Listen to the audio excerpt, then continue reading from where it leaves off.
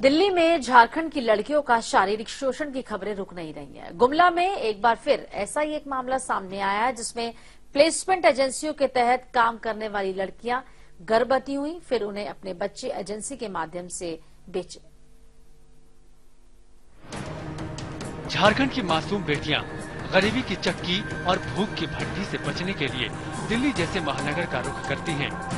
यहाँ भागती दौड़ती जिंदगी के बीच टुकड़ों में जीने की कोशिश करती हैं, लेकिन ऊंची बिल्डिंगों में इनका वजूद शायद इनके से ज्यादा नहीं होता।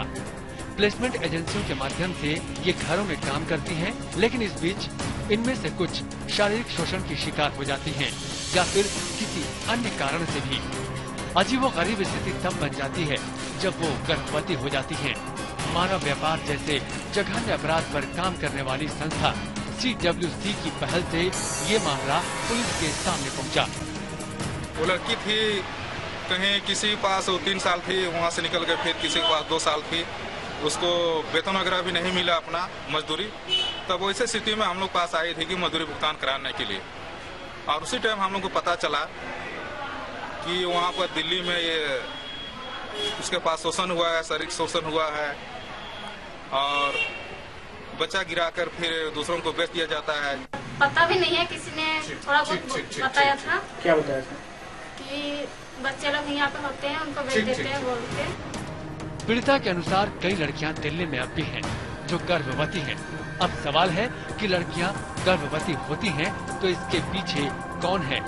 क्या किसी की गलत मंशा है या फिर गांव से दूर शहर की आबो हवा का नतीजा? पुलिस इन सभी नजरिए से मामले को देख रही है। ये सामाजिक समस्या है जिसमें पुलिस के अलावा जो सरकार के जो बाकी डिपार्टमेंट्स हैं उनका भी रोल है।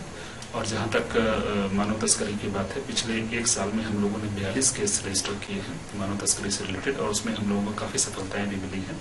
आज भी हमारी एक टीम दिल्ली में कैंप कर रही है, दूसरी टीम यहाँ से कल जयपुर के लिए रवाना हो रही है। तो लगातार हम लोग इस दिशा में प्रयासरत हैं। बहरहाल इस समस्या की जड़ के पीछे कुछ नहीं बल्कि झारखंड की गरीबी दिखती है, जिसकी वजह से पलायन जारी है।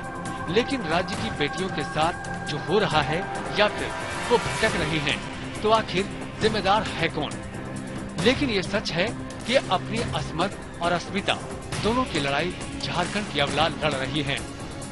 समय के लिए गुमला से प्रमोद दास।